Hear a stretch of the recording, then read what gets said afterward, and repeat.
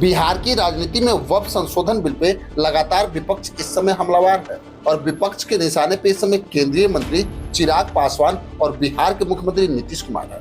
वैसे अगर देखा जाए तो विपक्ष वक्फ विधेयक पे इसलिए मुस्लिम समाज के साथ है ताकि मुस्लिम समाज उसे बिहार विधानसभा चुनाव में वोट दे सके। वहीं अब चिराग पासवान को भी ये डर लग रहा है कि कहीं मुस्लिम समाज उनका आने वाले विधानसभा चुनाव में साथ ना छोड़ दे, क्योंकि बीते लोकसभा चुनाव में चिराग पासवान के पार्टी को मुस्लिम समाज ने अच्छा वोट दिया था।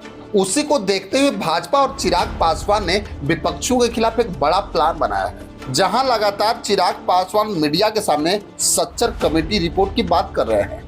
और चिराग पासवान ने मीडिया से बातचीत में तो यहाँ तक कहा कि सच्चर कमेटी की रिपोर्ट बताती है कि कांग्रेस और राजद केवल मुस्लिम समाज को वोट बैंक समझती है। जो मुस्लिम समाज की आज स्थिति है वो केवल कांग्रेस और राजद की देन है। वैसे तो सच्चर कमेटी रिपोर्ट की बात इसलिए चिराग पासवान बार बार कर रहे हैं ताकि मुस्लिम समाज का ध्यान सच्चर कमेटी रिपोर्ट की तरफ जा सके। वैसे तो मैं आपको बताते चलूं कि पूर्व प्रधानमंत्री मनमोहन सिंह की सरकार ने वर्ष 2005 में मुस्लिम समुदाय की आर्थिक सामाजिक स्थिति के अध्ययन के लिए एक कमेटी का गठन किया था। इस कमेटी के अध्यक्ष दिल्ली हाई कोर्ट के पूर्व चीफ जस्टिस राजिंदर सच्चर थे। इसी कारण इस रिपोर्ट का नाम सच्चर कमेटी रिपोर्ट पड़ा। वैसे तो कमेटी में 6 अन्य मेंबर भी थे।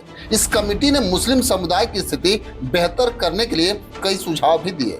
वैसे तो 344 पेज के इस रिपोर्ट में यह साफ कहा गया कि मुस्लिम समाज की स्थिति देश में SC/ST समुदाय से भी नीचे है। वैसे तो इस रिपोर्ट में यह भी दावा किया गया कि 6 से 14 वर्ष की आयु समूह के 1/4 मुस्लिम बच्चे या तो स्कूल नहीं जा पाते या बीच में ही पढ़ाई छोड़ देते हैं। मैट्रिक स्तर पर मुस्लिमों की पढ़ाई लगभग सबसे 17% कम है और केवल 50% मुस्लिम ही मिडिल स्कूल पूरा कर पाते हैं, जबकि राष्ट्रीय स्तर पे 62% है।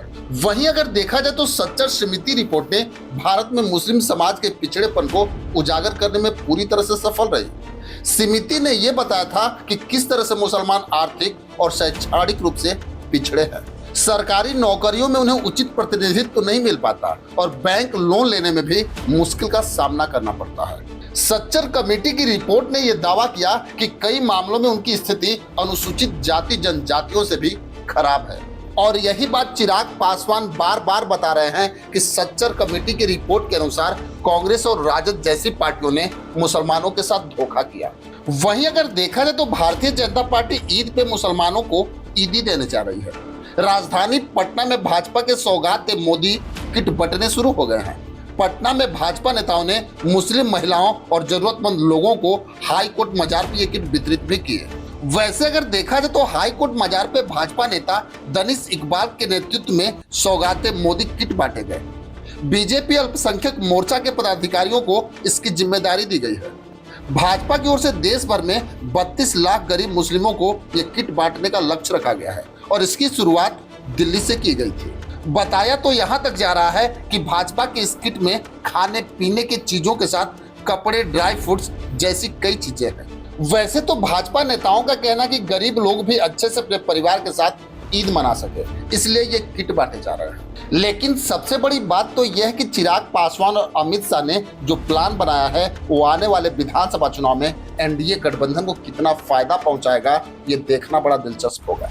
खैर, इसमें आपकी क्या राय है हमें कमेंट बॉक्स में जरूर लिखिए। बस आज के लिए इतना ही, फिर मिलेंगे। जय हिंद।